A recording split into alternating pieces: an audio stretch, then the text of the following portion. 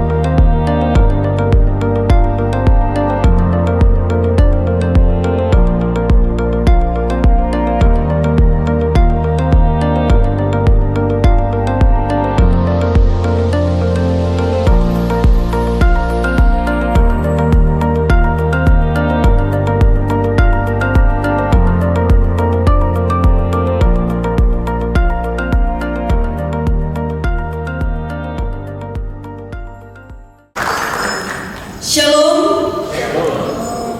Assalamualaikum warahmatullahi wabarakatuh. Om Swastiastu. Salve. Namo Buddhaya. Salam kebajikan. Salam Pancasila. Ya. Dan tentunya juga karena kita di acara kebudayaan, kita juga ingin mengucapkan salam budaya untuk kita semua. Selamat siang dan selamat datang pada acara Rapat Teknis Pelestarian Warisan Budaya tahun 2025 dengan tema Akselerasi Penetapan Warisan Budaya melalui pendekatan holistik Kementerian Kebudayaan Republik Indonesia. Tepuk tangan untuk kita semua di siang hari ini. Dan tentunya yang kami hormati, selamat datang kami sampaikan untuk Gubernur Nusa Tenggara Timur, Bapak Emmanuel Melkiades Langkalina SSI. Selamat siang, selamat datang Bapak. Dan juga untuk Direktur Jenderal Pelindungan Kebudayaan dan Tradisi Kementerian Kebudayaan, Bapak Dr. Restu Gunawan M.Hum. Selamat siang, selamat datang di Kota Kupang Bapak. Tadi sudah disambut dengan tarian cerana, tarian yang berasal dari Rote, dan ini sebagai bentuk penghormatan kami masyarakat Nusa Tenggara Timur, khususnya yang ada di Kota Kupang, menyambut kehadiran Bapak, dan Bapak sudah bagian dari keluarga orang NTT. Ya, dan tentunya juga selamat siang, selamat datang kami sampaikan untuk Direktur Warisan Budaya, Direktorat Jenderal Pelindungan Kebudayaan dan Tradisi Kementerian Kebudayaan, Bapak Imade Dharma Suteja SSMSI. Selamat siang, selamat datang Bapak. Dan tentunya juga kami ingin menyampaikan selamat siang, selamat datang kepada Kepala Balai Pelestarian Kebudayaan Wilayah 16 Nusa Tenggara Timur, Bapak Haris Budiharto SSMU. Selamat siang. Dan juga untuk para Kepala Dinas OPD Bidang Kebudayaan di seluruh Nusa Tenggara Timur, kami ucapkan selamat siang dan selamat datang, serta kepada para Kepala Dinas OPD Bidang Perencanaan di seluruh Kabupaten Kota Nusa Tenggara Timur dan Kepala Bidang Kebudayaan Dinas Pendidikan dan Kebudayaan Nusa Tenggara Timur. Selamat datang di Rapat Teknis Warisan Budaya tahun 2025. Ibu hadirin sekalian, selanjutnya kita akan mengikuti laporan oleh Kepala Balai Pelestarian Kebudayaan Wilayah 16 Nusa Tenggara Timur, kepada Bapak Haris Budi Harto SS Menkum. Kami persilakan.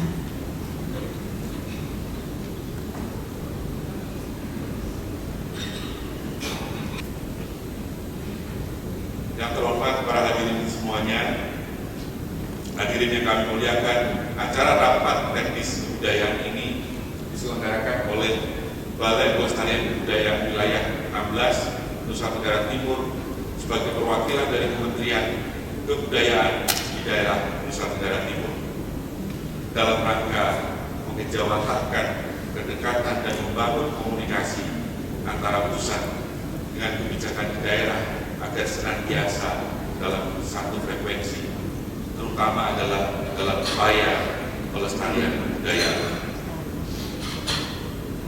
Bapak Gubernur, Pak Dirjen, dan Bapak Ibu hadirin semuanya yang dihormati, kami melaporkan bahwa peserta yang hadir dalam kesempatan ini berjumlah 75 orang, yaitu para kepala dinas dan bidang urusan kebudayaan di seluruh wilayah Nusa Tenggara Timur, para kepala Bapeda seluruh kabupaten dan kota seprovinsi Nusa Tenggara Timur, kepala UPTD kebudayaan, ada museum dan taman budaya, tokoh masyarakat perwakilan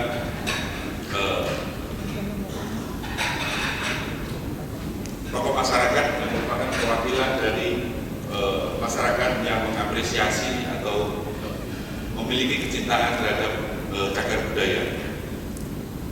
Pelaksanaan kegiatan ini adalah tindak tahunan yang diharapkan menyamakan arah dan kebijakan dalam pelestarian kebudayaan. Sengaja dalam kesempatan ini kami mengangkat tema akselerasi penetapan warisan budaya melalui pendekatan holistik Kementerian Kebudayaan Republik Indonesia. Namun demikian, secara umum dan garis besar yang ingin dicapai tentu saja adalah sinergi dan sinkronisasi program pelestarian kebudayaan di wilayah Nusa Tenggara Timur. Bapak Gubernur dan hadirin semuanya yang kami hormati, dari beberapa hal kondisi yang kami sampaikan yang telah diidentifikasi oleh Balai Pelestarian Kebudayaan, tentu saja ke depan perlu adanya gerak maju dan saling mengkomunikasikan beberapa hal yang menjadi hambatan dan kendala-kendala, sehingga akhirnya tercipta sinergi untuk tugas-tugas penetapan cagar budaya dan sebagainya yang merupakan sebagian kecil urusan kita di bidang kebudayaan. Dan tentu saja ada kata yang paling tepat, ke depan kita perlu bergotong royong.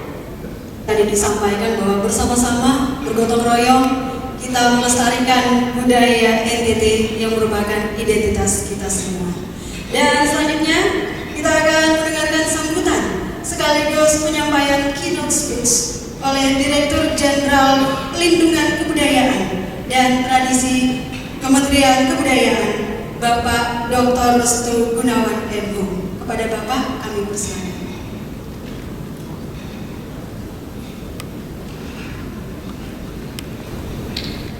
Baik, Assalamualaikum warahmatullahi wabarakatuh.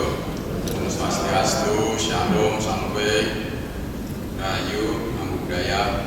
Yang sama-sama kita hormati dan kita banggakan Gubernur Nusa Tenggara Timur, Bapak Emmanuel Melkiades Makalina.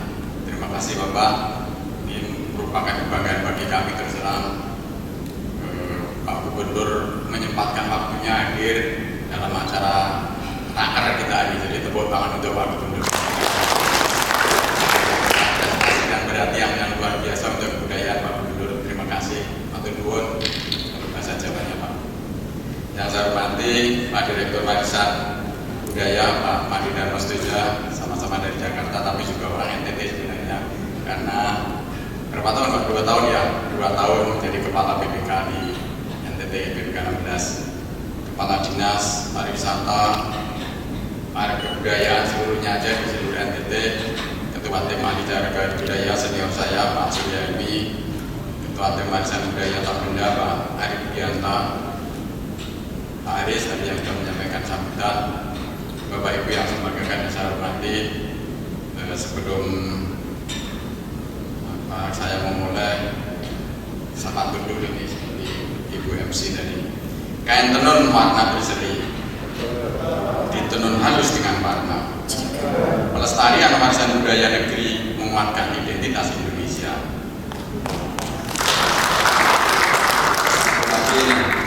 Naik perahu ke Pulau Rote, ombak tenang tak melebur.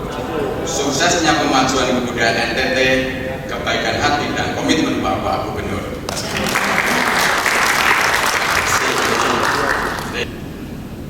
Kementerian Kebudayaan ini ada beberapa aturan. Pertama adalah mewujudkan masyarakat Indonesia yang berdaulat secara politik, berdikari secara ekonomi dan berkepribadian dalam kebudayaan.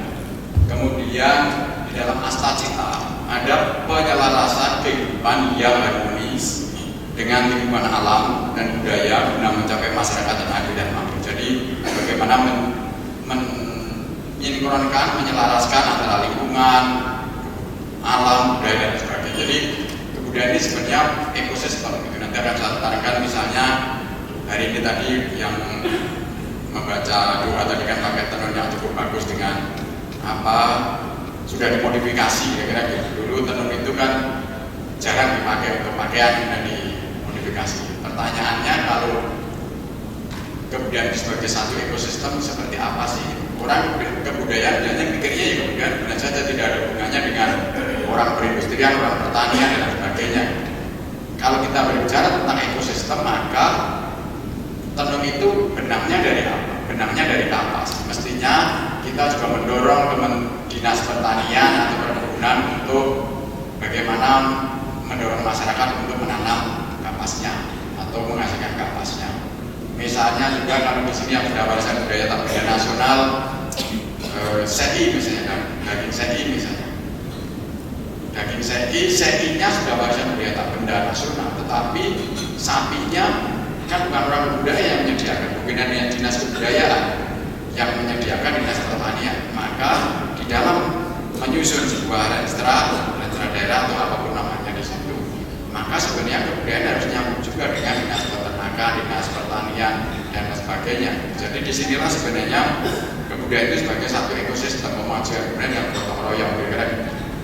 Nah juga di dalam pasal 32 dikatakan bahwa negara memajukan kebudayaan nasional Indonesia di tengah peradaban dunia dengan menjamin kebebasan masyarakat dalam memelihara dan mengembangkan nilai budaya. Jadi sebenarnya pembentukan Kementerian Kebudayaan oleh Bapak Presiden Prabowo Subianto ini menjalankan amanat dari Undang-Undang Dasar. Jadi ini cukup kuat landasannya kira-kira gitu. Jadi kita tentu kami terus terang kami sangat bersyukur ada Kementerian Kebudayaan dan Bapak Ibu semua.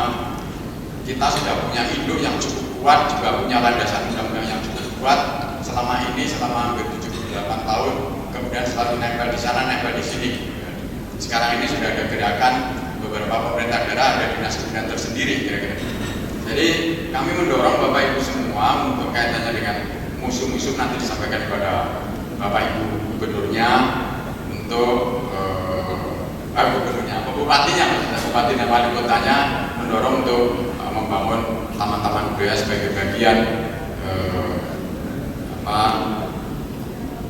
gotong royongan dan jaga puncak-puncak kebudayaan dari Bapak Ibu semua. Nah ini yang selanjutnya adalah tentang dana Indonesia. Nah ini haknya para komunitas Bapak Ibu. Kita sekarang ini ada sekitar 400 miliar setahun. Kita punya dana abadi kebudayaan 5 triliun. Nah dari hasil usaha 5 triliun itu hasilnya sekitar 400 miliar itu digunakan untuk aktivitas teman-teman di daerah. Nah nanti tolong disampaikan ke komunitas-komunitas. Sekarang sudah buka saja dana indonesia.kemendikbud.go.id. Nanti disampaikan kepada teman-teman. Kemarin terakhir ini sekarang masih berlangsung di Kabupaten Bedu, Likurai. Sekarang sudah berlangsung, itu salah satu yang mendapat dana Indonesia. Harapan kami Bapak Ibu karena di sini itu sekali lagi banyak sekali kekayaan budayanya bisa terus mendorong kawan-kawan komunitas. Menurut saya negara yang kuat adalah negara yang komunitasnya kuat kira-kira begitu. Jadi kami berharap betul ini nanti disampaikan sebelum dari sini Bapak Ibu bisa menyampaikan kepada teman-teman komunitas dan sebagainya. Ini yang karena Pak Gubernur ada agenda lain, saya hanya ingin menyampaikan ini sebagai yang terakhir meskipun ini agak sedikit panjang. Mari kita mengubah cara berpikir kita, paradigma berpikir kita tentang kebudayaan. Banyak orang berpikir kebudayaan itu adalah biaya kos.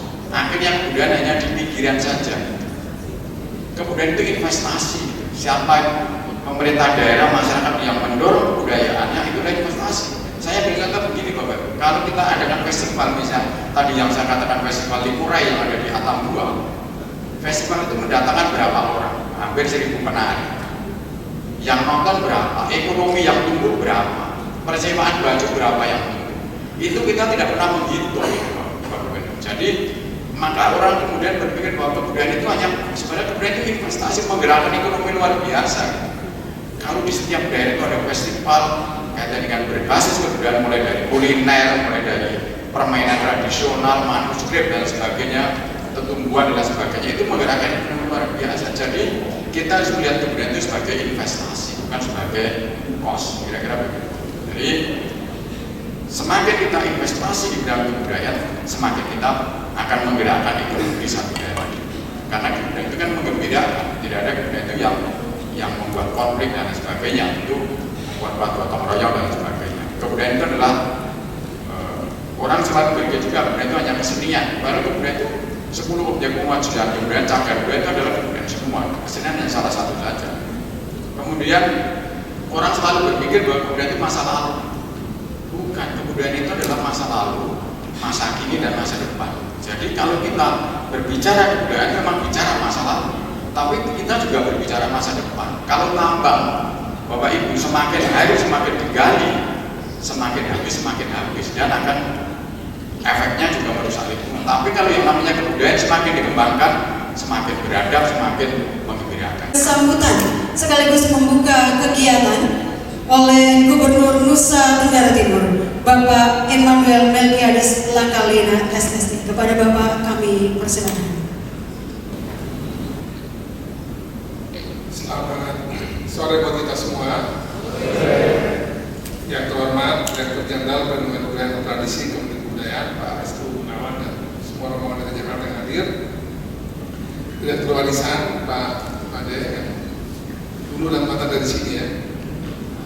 Kemudian juga ini ada banyak pejabat yang hadir hari ini, Kepala Balai Pelestarian Budaya 16 ya, Aris, Ketua Tim Ahli Cagar Budaya Nasional Pak Supriyanto, Tim Ahli Warisan Budaya Benda Indonesia Pak Ari Budianto, kemudian Kepala Dinas Kebudayaan Kota Kabupaten seluruh NTT yang hadir pada hari ini, Kepala Museum Daerah Provinsi NTT, saya belum sampai juga, saya juga belum sampai museum yang saya sudah sampai, malah punya sendiri belum sampai. Kepala Taman Budaya Gersik Point, kemudian Kepala Dinas Perencanaan seluruh NTT yang hadir pada hari ini, Kepala Dinas Pendidikan Budaya, para budayawan yang hadir, dan singkatnya hadirin yang saya muliakan. Salam. Salve. Assalamualaikum warahmatullahi wabarakatuh. Om Swastiastu, Namo Buddhaya, salam sejahtera dan kebajikan, salam bahagia buat kita semua. Salam budaya. Budaya di hati gue. Lestari. Salam tulis ini. Mengawali sambutan ini, izinkan saya mengajak kita semua bersyukur kepada Tuhan. Karena atas perkenannya pada hari ini kita boleh melaksanakan rapat teknis pelestarian budaya, pelestarian warisan budaya dengan tema akselerasi penetapan warisan budaya melalui pendekatan holistik yang diselenggarakan oleh Kementerian Kebudayaan Republik Indonesia. Bisa kita ketemu dalam kondisi sehat walafiat dan tidak kurang sesuatu apapun. Kita mesti bersyukur karena beberapa waktu lalu Pak Menteri Kebudayaan juga ke sini, walaupun memang tidak ada kegiatan khusus seperti ini, tapi sudah paling tidak melihat salah satu warisan budaya NTT yang ada di Lama Holot, khususnya di Adonara, di suku Tokan. Mana dari Flotim ada di sini? Flotim ada? Jadi kemarin sudah sampai Flotim ya Pak? Atas nama pemerintah dan masyarakat provinsi NTT, saya menyampaikan selamat datang kepada Pak Dirjen dan segenap jajaran para pejabat dari Kementerian Kebudayaan dari pusat. Tadi benar bahwa NTT sebagai provinsi kepulauan, kita memiliki sampai lebih dari 1.000 pulau, sebagian besar pulau berpenghuni. Kemudian juga banyak sekali ragam ritus, tradisi, adat budaya. Pertunjukannya macam-macam, kulinernya macam-macam. Memang kita di NTT ini mendapatkan banyak pengakuan karena keanekaragamannya luar biasa. Budaya kita di manusianya luar biasa, kemudian juga keanekaragaman hayati juga luar biasa. Hadirin yang saya hormati, warisan budaya merupakan bentuk kebijaksanaan lokal, baik yang berupa benda maupun non-benda. Warisan budaya tak benda WBTB sesuai konvensi UNESCO tahun 2023 terbagi atas 5 gugus utama: tradisi dan ekspresi lisan, adat masyarakat dan perayaan, pengetahuan dan kebiasaan perilaku mengenai alam semesta, seni pertunjukan serta keterampilan dan kebaikan kerajinan tradisional. Dan 5-5-nya ini di NTT juga itu cukup kaya kita di sini, relatif tersebar dengan sangat baik sudah NTT. Upaya percepatan penetapan WBTB tadi Pak Mandi sudah menjelaskan, lagi diproses juga, terima kasih. Tentu membutuhkan pengakuan dari nasional maupun internasional untuk menjaga keberlanjutan dari kearifan lokal tersebut. Jangan sampai keanekaragaman kita ini, warisan budaya kita ini, karena berbentuk lisan dan tidak dibukukan, akhirnya hilang begitu saja. Kita sudah lihat di Alor, ada orang Alor di sini, mana Alor? Nah, di Alor itu dulu bahasanya banyak sekali, lebih 40 saya dengar. Sekarang ini mungkin sudah sampai 40 lagi, karena sudah itu karena dia tidak terdokumentasi. Saya tidak tahu berapa yang masih terselamatkan. Itu dulu 40 lebih bahasa, karena faktor fragmentasinya kuat, orang akhirnya berkelahi membentuk komunitas sendiri bikin bahasa. Nah, tapi sekarang saya katakan tidak semuanya itu lagi. Mungkin kalau bisa Bu, yang tersisa ini diselamatkan. Kalau masih ada yang bisa bertutur, ditulis, tertulis, merekam, tulis, nanti itu masih segera diamankan. Karena Alor itu salah satu daerah yang luar biasa. Ada di Alor itu namanya Al-Quran dari kulit kayu. Kan berarti ini luar biasa. Itu sudah ratusan tahun. Jadi saya agak merasa tanda tanya, kenapa di Alor itu ada 40 lebih bahasa dulu. Dan sekarang tinggal berapa ya? Tinggal berapa? 35 ya? Nah, bagian kalau bisa 35 itu segera dibikin, direkam, bikin tertulis, jadi salah satu kekayaan kita. Sampai tahun 2025 terdapat 35 karya budaya yang telah ditetapkan sebagai warisan budaya tak benda Indonesia. Tahun ini saja kita sudah mengusulkan 26 karya budaya dari 13 kabupaten di Nusa Tenggara Timur agar dapat ditetapkan menjadi warisan budaya tak benda nasional tahun 2025. Sementara untuk warisan budaya benda atau cagar budaya, ada 2 yang diakui nasional, yaitu cagar budaya Liang Bua di Manggarai dan Rumah Pengasihan Bung Karno di ND. Kalau situs Bung Karno saya juga sudah banyak orang pergi sampai lihat, tapi Liang Bua ini mungkin belum banyak yang sampai. Warisan budaya diakui oleh UNESCO yaitu Kampung Adat Wairebo. Nah, ini Wairebo ini juga luar biasa, sangat terkenal karena sudah banyak orang-orang hebat di negeri ini maupun mancanegara yang sudah sampai ke sana.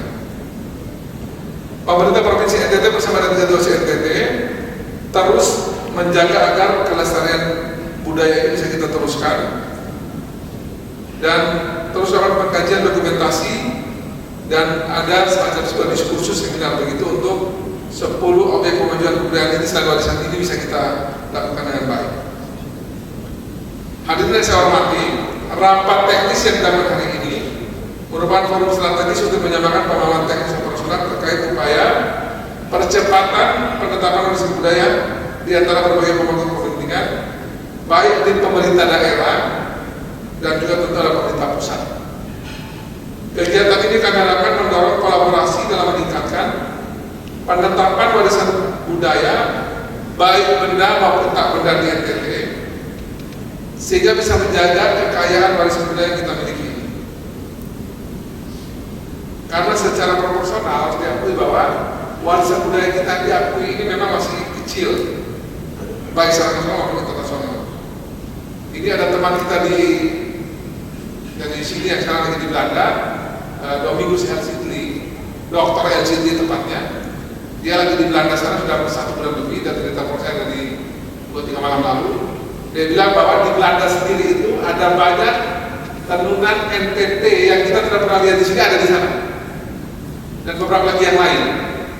Nah, saya minta kepada Helsinki kalau boleh berapa kayak minimal foto apa bisa dibawa di bawah dulu kalau memang mereka berkenan. Jadi di Belanda sendiri, di Leiden terutama itu banyak dari NTT yang dulu ke bawah yang belum kita punya juga rekaman itu di sana ada. Nah, karena LC dia orang terdidik Pak Dirjen, dia sosiolog lulusan dari Cambridge kalau saya atau Birmingham dari sana, dari Inggris. Dia tahu ini dan dia lagi coba upayakan rapatnya bisa dibawa pulang ke sini. Tapi sebenarnya saya bilang masuk museumnya di Leiden itu tolong difoto. Karena itu banyak dibawa sama Belanda, dibawa ke sana untuk zaman penjajahan dulu.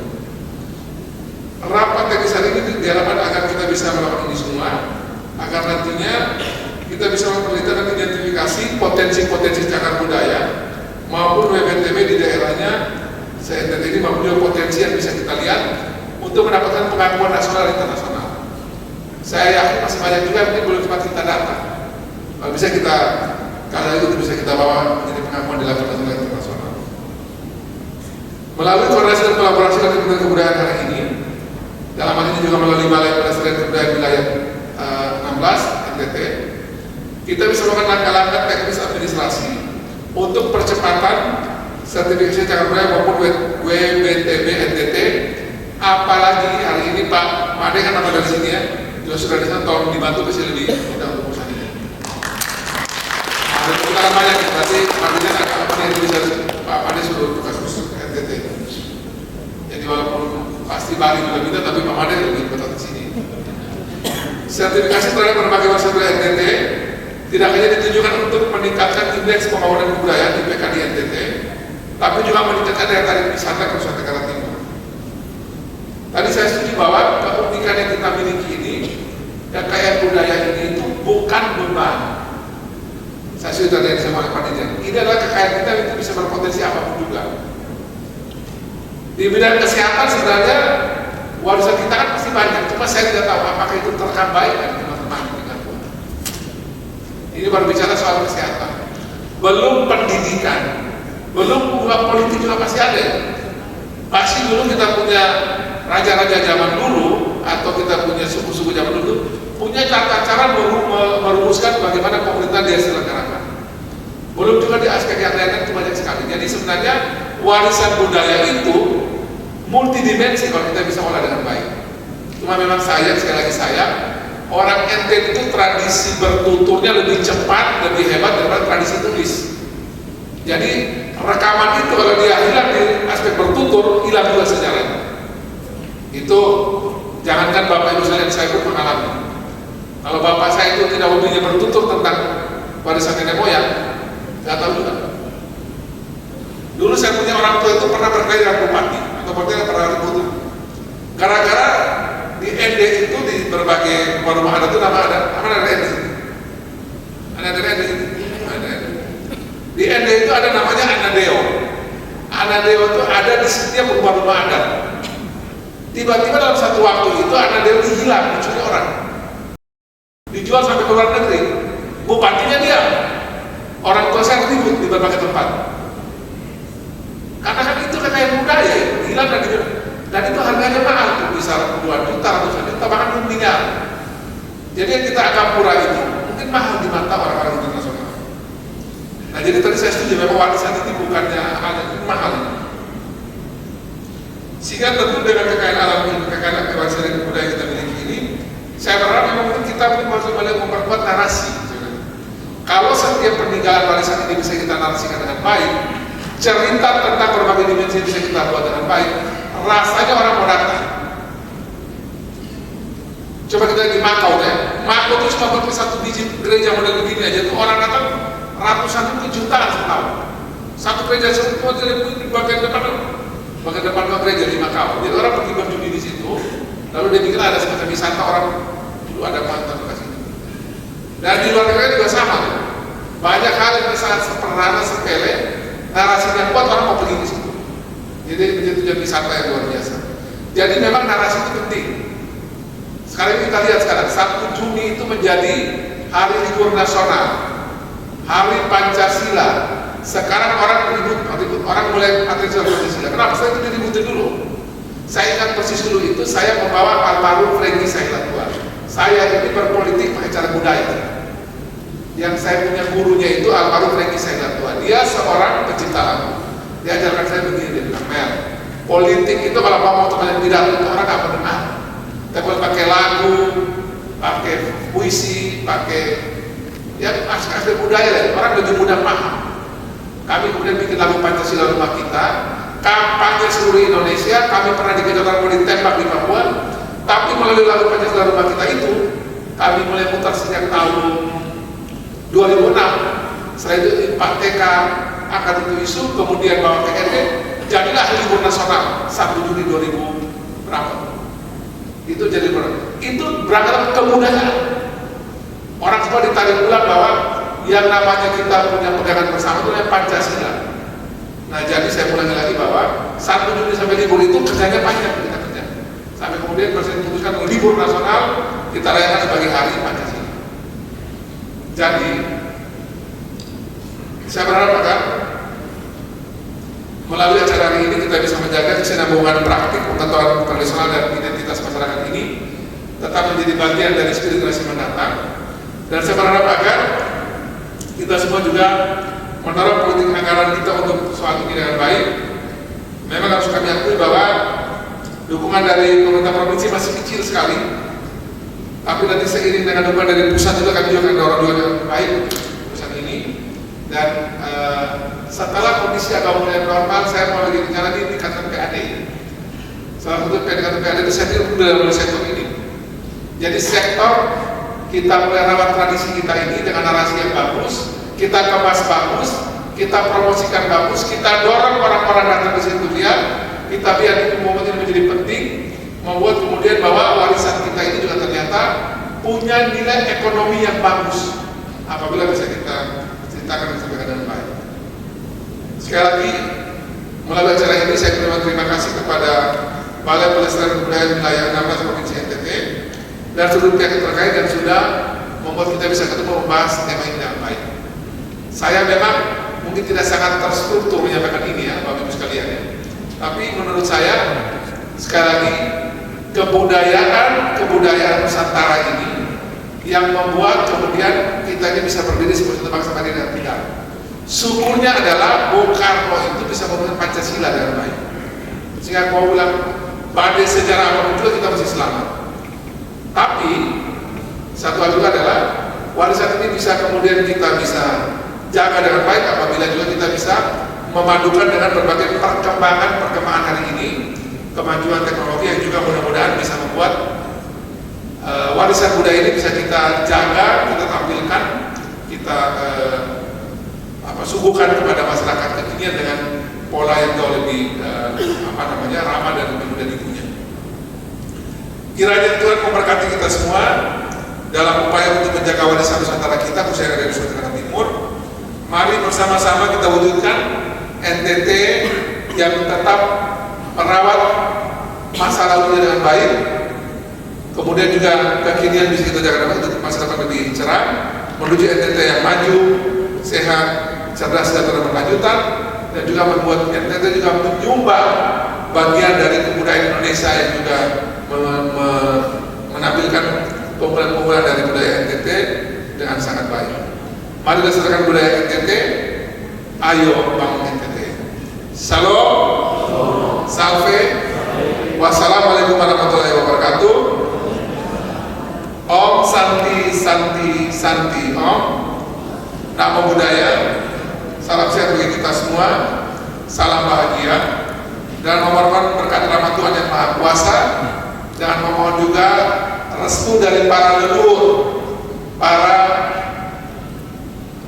orang tua dulu yang sudah membuat warisan-warisan budaya yang luar biasa ini, baik yang benda maupun tak berbenda ini. Dan juga sini Bapak Ibu sekalian, saya dengan resmi membuka acara materi di sini dengan 5 ketukan palu.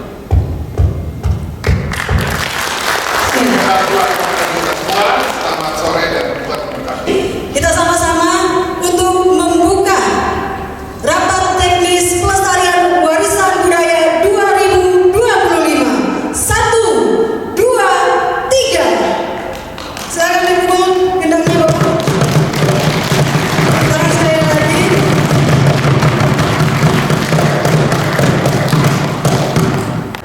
Nanti yang mau baca juga bisa. 1, 2, 3. 1, 2, 3. 1,